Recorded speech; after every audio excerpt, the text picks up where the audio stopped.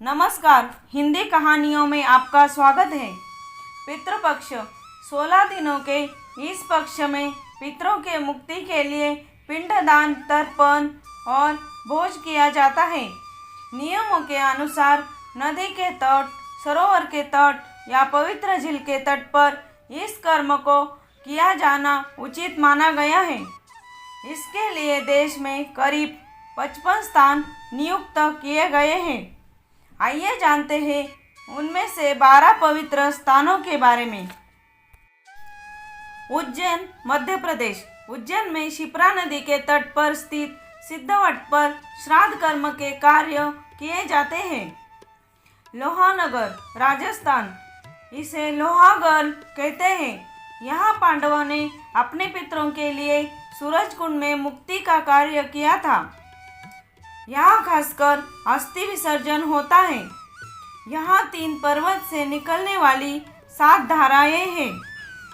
प्रयाग, उत्तर प्रदेश। त्रिवेणी संगम पर गंगा नदी के तट पर मुक्ति कर्म किया जाता है। हरिद्वार, उत्तराखंड।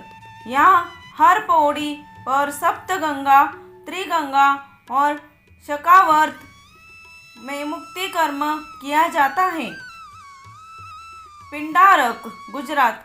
पिंडारक प्रभास क्षेत्र में द्वारिका के पास एक तीर्थ स्थान है। यहाँ पितृपिंड सरोवर है।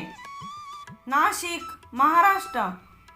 यहाँ गोदावरी नदी के तट पर मुक्ति कर्म किया जाता है। गया, बिहार।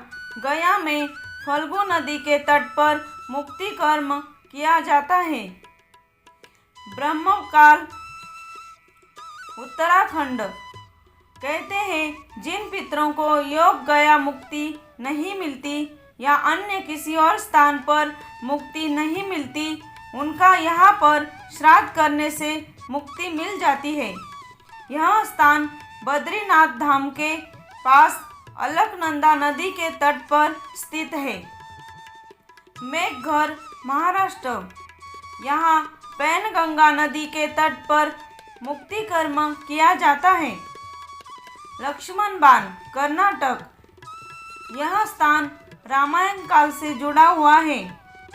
लक्ष्मण मंदिर के पीछे लक्ष्मण कुंड है, जहाँ पर मुक्ति कर्म किया जाता है। ऐसा भी माना जाता है कि यहाँ पर श्री राम ने अपने पिता का श्राद्ध किया था। पुष्कर, राजस्थान। यहाँ पर बहुत ही प्राचीन झील है, जिसके किनारे मुक्ति कर्म किया जाता है। काशी, उत्तर प्रदेश। काशी मोक्ष नगरी कहा जाता है। चेतगंज थाने के पास पिशाच मोचन कुंड है, जहाँ पर त्रिपिंडी श्राद्ध करने से पितरों को प्रेत बाधा और अकाल मृत्यु से मरने के बाद अन्य तरह की व्याधियों से मुक्ति मिल जाती है। पुराणों के अनुसार ब्रह्म ज्ञान, गया श्राद्ध, गौशाला में मृत्यु तथा कुरुक्षेत्र में निवास, ये चारों मुक्ति के साधन हैं। गया में श्राद्ध करने से ब्रह्म हत्या, सुरापान, स्वर्ण की चोरी, गुरुपत्नी गमन और उक्त संसर्ग जनित सभी महापातक नष्ट हो जाते हैं। अंतिम श्राद्ध ब्रह्म काल में होता है। पितृपक्ष की पौराणिक कथा के अनुसार जोगे तथा भोगे 2 भाई थे। दोनों अलग अलग रहते थे। जोगे धनी था और भोगे निर्धन। दोनों में परस्पर बड़ा प्रेम था। जोगे की पत्नी को धन का अभिमान था, किंतु भोगे की पत्नी बड़ी सरल हृदय की थी। पक्ष आने पर जोगे की पत्नी ने उससे पितरों का श्राद्ध करने के लिए कहा, तो जोगे इसे व्यर्थ का कार्य समझकर टालने की चेष्टा करने लगा। किंतु उसकी पत्नी समझती थी, यदि ऐसा नहीं करेंगे तो लोग बातें बनाएंगे। फिर उसे अपने मायके वालों को दावत पर बुलाने और अपनी शान दिखाने का यह उचित अवसर लगा।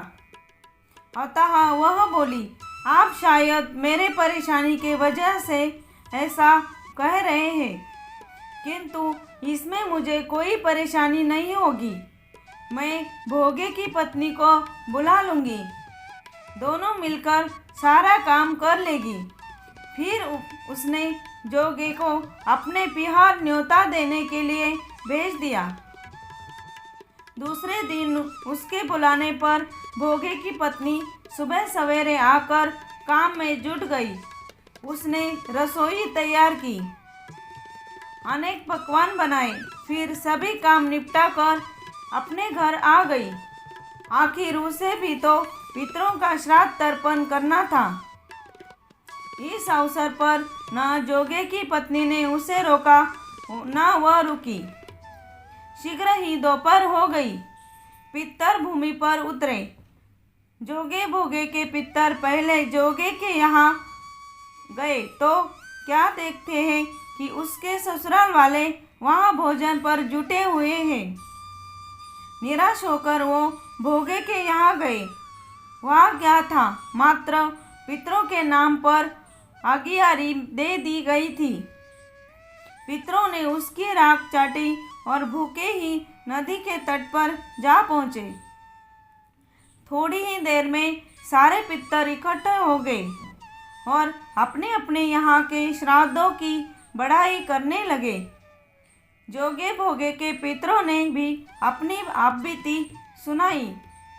फिर वे सोचने लगे, अगर भोगे समर्थ होता तो शायद उन्हें भूखा न रहना पड़ता, मगर भोगे के घर में तो 2 जून की रोटी भी खाने को नहीं थी।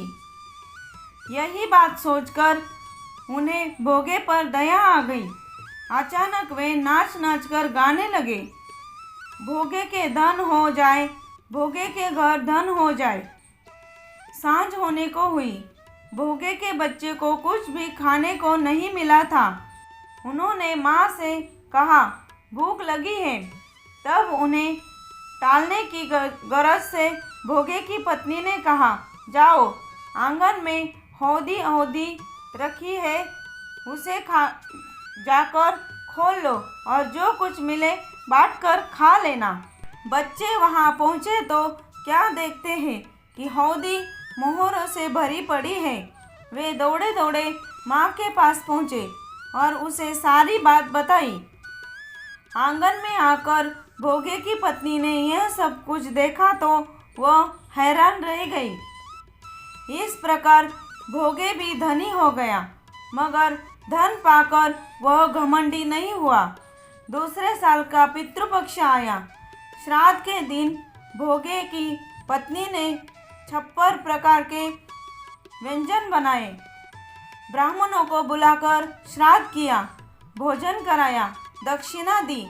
जेठ जेठानी को सोने चांदी के बर्तनों में भोजन कराया। इससे पितर बड़े प्रसन्न तथा तृप्त हुए। Please subscribe my channel.